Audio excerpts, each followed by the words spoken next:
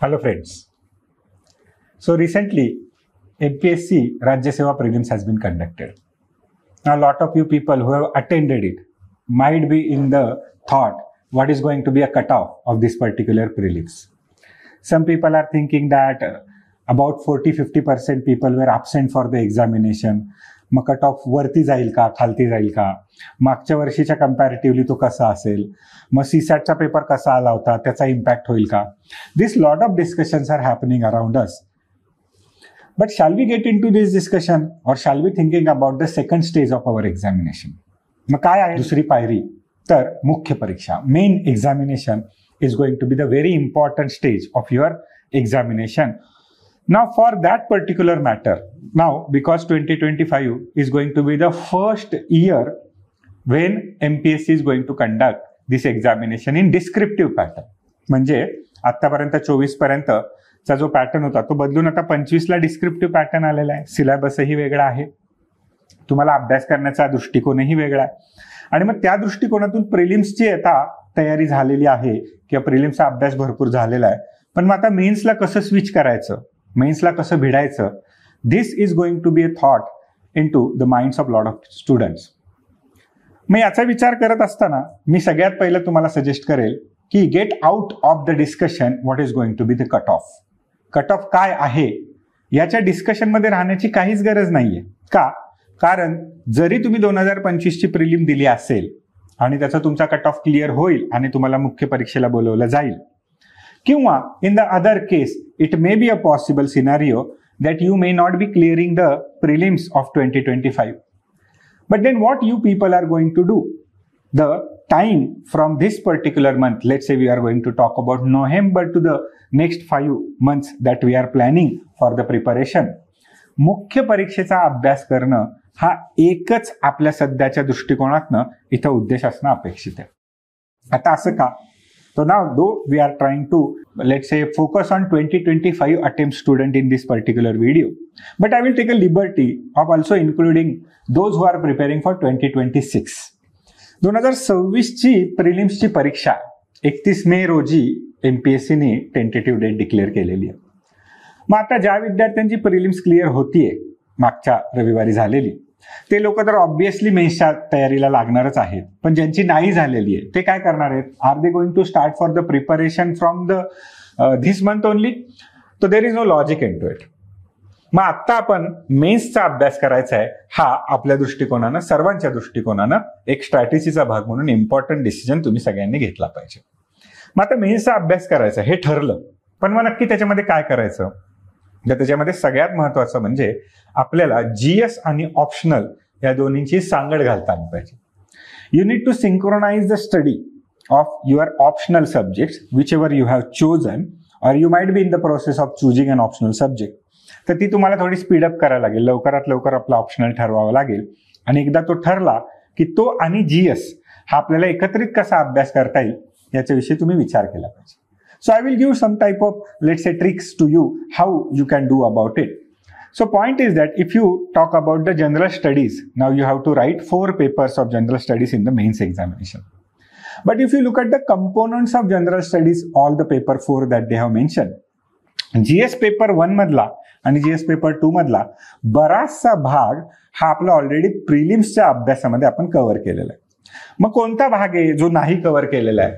तर आपण विशेषतः जर पाहिलं तर जीएस पेपर 1 मधला there is a part called as Indian society and social issues which is not touched in the prelims preparation.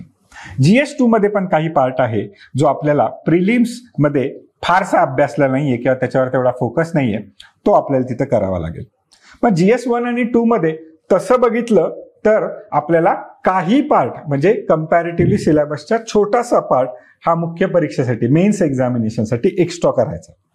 पण मग आपण जेव्हा जीएसचा 3 आणि 4चा विचार करतो तिथे मात्र थोडीशी आपल्याला अभ्यासाच्या दृष्टिकोनाने स्ट्रॅटेजी बदलावी लागेल, विशेषतः GS4 मध्ये. GS4 is all about, it's about ethics which is not covered anywhere in your prelims preparation, and that's why you have to give your time when you are talking about the time that you give to GS ला जेवढा पूर्ण वेळ देणार आहे त्यातला majority वेळ हा तुम्हाला सुरुवातीच्या काळामध्ये ऍटलिस्ट एथिक्सला देणं गरजेचं आहे. And that's why I will let's say try to make a schedule for all of you people. Now this November month, now you people have given the prelims, आता थोडंसं एक्झॉस्ट झालेले असाल, लेट्स से तुम्ही एक 4-5 दिवस आठवडाभर थोडंसं rest केली, रिलॅक्स केलं, but the coming Sunday you shall start preparing for your mains examination. मग त्याच्यामध्ये सुरुवात माझ्या मते आपण कशापासून केली पाहिजे, तर इथिक्स पासून आपण सगळ्यांनी GSची सुरुवात केली पाहिजे आणि त्याच्याबरोबर पॅरलली आपल्याला ऑप्शनल सब्जेक्टचा आपला अभ्यास सुरू करायचा. Now if you look at the weightage that is given to the optional subject in the examination, it is the highest.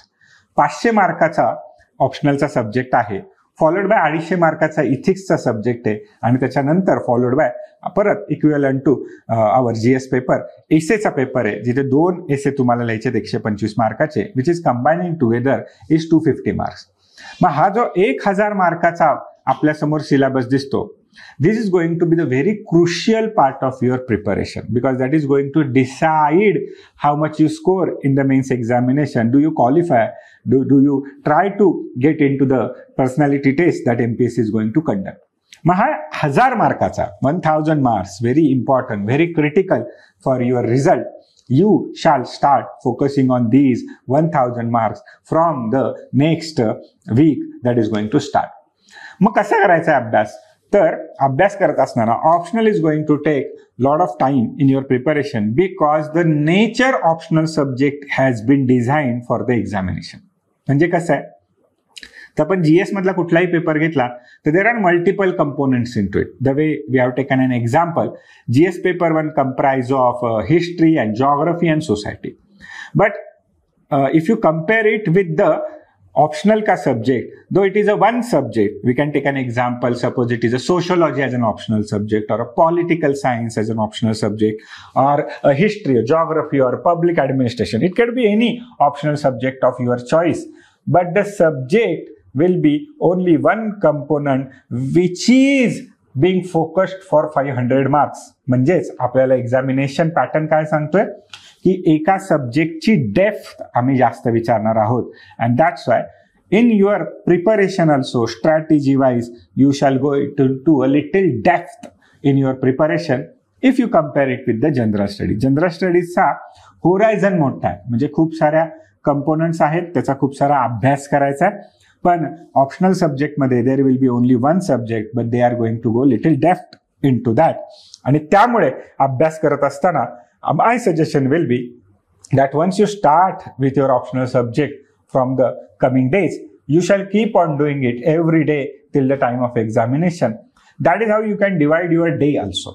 So if you are focusing on your day, I will suggest that you shall divide your day into 3 components. First component, the most important part of the day, ज्या वेळेत तुमचा अभ्यास खूप चांगला होतो, retention खूप चांगलं असतं, फोकस चांगला असतो. That is very important time period of your study. That shall be allocated to the optional subject. Let's say काही लोक सकाळी उठून अभ्यास करतात, तर सकाळचा वेळ तुम्ही काय केलेला आहे, तुमच्या ऑप्शनल सब्जेक्टला दिलेला आहे. Then there will be a second, let's say, slot in your preparation that you shall give to the general studies ka part. Now, as I suggested, you shall start your preparation with ethics. मग आता ethics मध्ये कसं करू शकता, if you already attended certain sessions, you have done some lecture or some course, then it is going to help you. But if you have not done that, you can, and you are thinking about starting it from the scratch, then it is going to be little challenging and time consuming. But my personal suggestion will be, don't try to go directly into ethics on your own because it may not be as fruitful as if you compare it with time and energy that you are going to invest into it. तर स्वतःचा स्वतः अभ्यास करायला, विशेषतः optional subject आणि ethics, ह्याला तुम्हाला थोडा जास्त वेळ लागेल. आणि सध्या आपला सगळ्यात महत्वाचा जो क्रंच आहे, time crunch is the most important factor that is going to determine our efforts and our result in the examination. मग वेळेला एक महत्वाचा आपण फॅक्टर मानूया. मग मला कमी वेळेमध्ये जास्तीत जास्त आउटपुट, प्रॉडक्टिव्हिटी, मार्क्स कसे मिळणार आहेत हे मला जर बघायचं असेल तर I will personally suggest do attend certain sessions of ethics, optional subject that you have decided. आणि मग लेक्चर्स किंवा सेशन्स किंवा त्याच्या संदर्भामधले काही गायडिंग फॅक्टर्स पाहिल्यानंतर then you can decide with whatever are the sources that are available that you can go through very rigorously. And then comes the most important thing, and that is the third section of your day. आतापर्यंत एक quickly revise करतो आपण काय काय बोलत होतो. आपण दिवसाला 3 भागामध्ये डिवाइड केलेलं आहे. First lot we are going to allocate to the most important highest mark weightage of the syllabus, that is our optional subject. Second part we are going to allocate, second slot we are going to allocate to the GES general studies का एक कुठलाही subject आपण जो अभ्यास करणार आहे. Then we are going to go to the third slot. That third slot will be dedicated to the 2 aspects. Small portion of it we are going to use it to study our current affairs. रोजच्या रोज जे आपण वाचतो न्यूजपेपरचं थोडं readings असेल, तुम्ही current अफेअर्सचं जे source वाचताय ते तुम्हाला रोजच्या रोज करायचं आहे. पण त्याच्याबरोबर एक महत्वाची गोष्ट करायची आहे, and that is answer writing practice. Now without answer writing practice no student can survive in the mains examination. हा मोठा चेंज आहे. मेन्स जी UPSC आपल्याला अनेक वर्षापासून कंडक्ट करत आलेली आहे त्या धर्तीवर आता MPSCने डिस्क्रिप्टिव्ह पॅटर्नची मेन्स आणलेली आहे. Now what is going to be the most important thing, the game changing thing here is the ability to express your thoughts on the paper. आता आपण जर ज्या प्रिलिम्सच्या विषयांचा अभ्यास केलाय त्याचं जरी एक्झाम्पल घेतलं, फॉर एन एक्झाम्पल GS मध्ये तुम्हाला हिस्ट्री आहे, जॉग्रफी आहे, पॉलिटी आहे, याचा तुम्ही छान अभ्यास केलाय. प्रिलिमच्या दृष्टीने तुम्ही त्याचा चांगल्या प्रकारे कंटेंट गोळा केलेलं आहे, लक्षात ठेवलेले आहे, तुम्हाला त्याच्याबद्दलची माहिती आहे. But if they ask you a question, can you able to comprehend it, understand the focus of the question, and can you deliver whatever knowledge you have about that particular thing from the examination's point of view and in a very easy lucid manner so that examiner find it very interesting to read. मग एवढं सगळं आपल्याला त्या answer writing मध्ये करायचं. So answer writing म्हणजे फक्त असं नाहीये की मला त्या विषयाची, त्या टॉपिकची माहिती आहे आणि मी तिथे जाऊन कागदावर मांडू शकलो. तर this is not going to be the case. जे तुम्हाला माहिती आहे ते तुम्हाला एक्सप्रेस करता आलं पाहिजे. मग ते एक्सप्रेस करण्यासाठी आपल्याला आन्सर रायटिंग केली पाहिजे. म्हणून third slot we are going to give dedicated to answer writing. मग त्यात काय करायचंय, तर जो काही मी अभ्यास करतोय, for an example for 1 week I am prepared this particular topic in my optional subject or on my GS subject, then I will go and try to find some questions about that particular topic. मग याच्यामध्ये 1-2 गोष्टी तुम्हाला मदत करू शकतात. एक म्हणजे UPSCचे previous इयर्सचे question paper आपण थोडेसे पाहूया आणि त्यातले त्या टॉपिकचे क्वेश्चन घेऊया. किंवा MPSC can also help you in a one way that in from 2006 to 2011 MPSC used to conduct the mains examination in descriptive pattern. मग त्या काळच्या ऑप्शनलचे सब्जेक्टचे पेपर तुम्ही मिळवू शकता किंवा GSचे पण काही आहेत. आता सगळा सिलेबस सेम नाहीये, but we will try to find out something that is having a common ground here and then we can take these questions and try to write the answers for it. मग आता याच्यामध्ये कसं आहे की हा तुमचा जो आन्सर रायटिंगचा करताय तुम्ही थर्ड स्लॉटमध्ये, ज्याला आपण डेली आन्सर रायटिंग म्हणूया, the objective is not to evaluate these answers and to get how much marks we are scoring into it. The primary objective of writing this answer shall be that whatever I have studied, the information that I know, the facts that I remember, the arguments that I have developed, can I put it into a logical form, in a chronological form, or in a very easy, lucid, fluid manner, आणि एक्झामिनेशनच्या क्वेश्चनच्या शी connected असून focused असून मी ते देऊ शकतो का, हे मला त्या आन्सर मधनं बघायचं. तर मी माझा आन्सर लिहू शकतो आणि मी स्वतःच ते नंतर उद्या किंवा 2 दिवसांनी मी ते वाचू शकतो आणि त्याच्यामधनं मी स्वतः इम्प्रुव्हमेंट करू शकतो. This could be one strategy. Other strategy could be that you can get it evaluated from some subject expert so that you will get the expert feedback on them. But then this is going to be a kind of a daily routine practice, but then you have to develop an expertise over it, because रोज मी 2 ते 3 answer लिहितो, 4 answer लिहितो, ही चांगली आहे, practice म्हणून गोष्ट चांगली आहे. But you think about the day of the examination. What is going to be the scenario there? That you are going to sit for 3 hours in a one stretch and going to write 250 marks का question paper. For an example, if you are attending general studies का paper, you have to write 20 questions into that particular day. हा एक paper बद्दल बोललो. मग तुम्हाला break असेल आणि then there is going to be the second paper on the same day. म्हणजे तुम्हाला एका दिवशी 3-3 तासाच्या 2 स्लॉटमध्ये बसून 500 मार्काची उत्तरं लिहायची आहेत. That shall be the capability you shall be developing. That is a demand of the examination. मग 2-3 उत्तरं लिहिणं ही प्रॅक्टिस म्हणून चांगली गोष्ट आहे, पण आपली डेव्हलप करायची कॅपॅसिटीची एक्झामिनेशनची जी डिमांड आहे, it is very very different, it is very stiff. मग ती डिमांड कशी आपण डेव्हलप करू शकतो? तो test series is going to be the very very important and crucial part of your preparation. मग टेस्ट सिरीज आणि तुमचं प्रिपरेशन हे सिंक्रोनाइज कसं करायचं? So for that matter there are 2 aspects about it. First aspect is that you can prepare your plan and schedule according to the test series that you are going to follow, and then follow the test series religiously and rigorously. Every test shall be attempted. You have to go there, sit there, write the answers, get it evaluated, learn the feedback, improve upon it, and go for the next round. That is shall be the process for the test series. आता काही लोक म्हणतील की sir मी जी taste series लावणार आहे त्याच्यामध्ये इथिक्सचा paper तर शेवट दिलेला आहे त्यांनी, पण मी अभ्यासामध्ये तर इथिक्स पहिला घेतला, मग मी कसं करू? In that way you can go with the second let's say aspect of preparation, that you can prepare your own plan, and then whatever test series you are joining and it is being conducted, you can collect the test paper, and then over the period of time, whenever that part of the syllabus is completed, studied, then you go and write that particular test. This could be also the strategy, but the more important aspect of both the ways of doing it is that test series has to be written. Test series लिहिण्याच्या शिवाय तुम्हाला there is no way around it, किंवा मी taste series न लिहिता कसा जाऊ आणि मग मी कशी परीक्षा पास करू. So this is going to be the very challenging part. मग आता आपल्या डिस्कशनमध्ये एक इम्पॉर्टंट 250 मार्काचा घटक इथे सांगायचा आपल्याला आहे, and that will be about essay. Essay is going to be the very very important part of your examination and scoring. का? कारण आपण एका अंगाला जर बघितलं तर एखाद्या गोष्टीविषयी निबंध लिहिण्यासाठी आपल्याला तसं म्हणलं तर काही विशेष प्रयत्न करण्याची गरज नाही, आणि दुसऱ्या अँगलने जर बघितलं, if you do not put lot of efforts in to preparation of essay, we are not able to score good marks in to it. So it is a catch-22 situation. म्हणजे बिना तयारीचा पण मी एसे लिहूच शकतो, पण मग त्याच्यात चांगले मार्क येणार नसतील तर what is going to be the point? And that's why essay preparation becomes also very important strategy. मग it shall be let's say combined into our preparation. Now lot of people will make a weekly plan, some people will make fortnightly plan. मग काही लोक म्हणतील मी आठवड्याला एक निबंध लिहितो, काही लोक म्हणतील मी 15 दिवसाला एक निबंध लिहितो.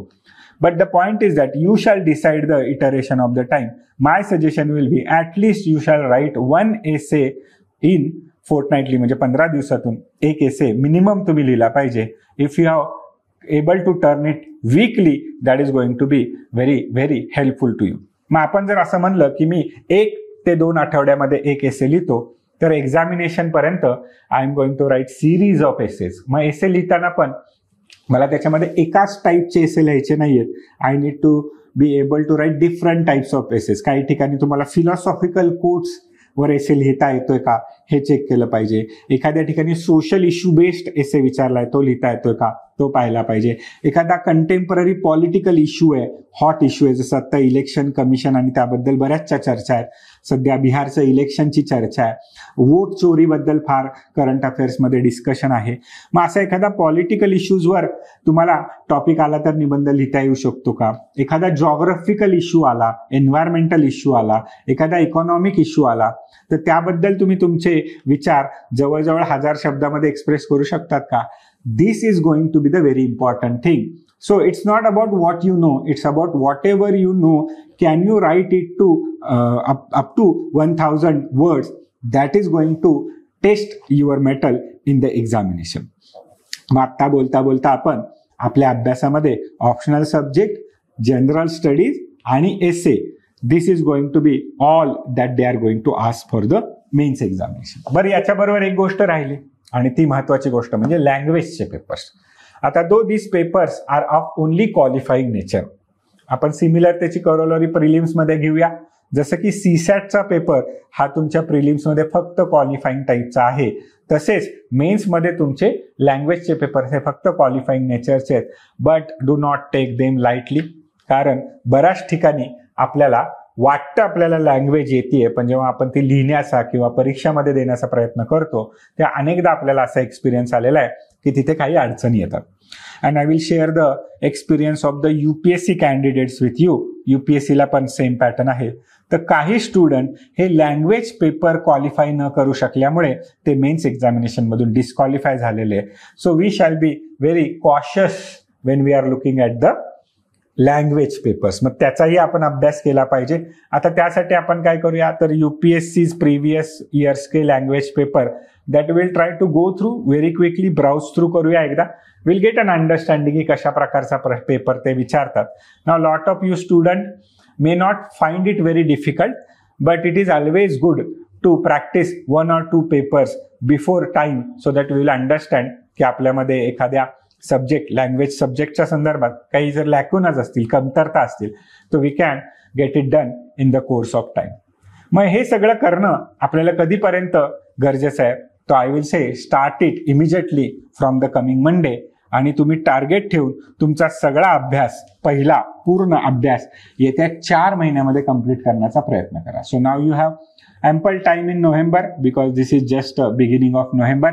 So now you get more than half of November, then December, then January and February. So I will suggest that in these 4 months you complete your first reading plus revision along with writing the test of that particular subject. हे एकदा complete करा. And followed by that, we will try to do the revisions of the same thing again and again.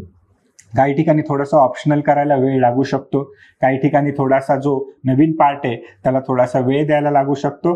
But that will you will come to understand की कुठल्या विषयाला कोणता जास्त वेळ लागतोय when you are going to go into that process.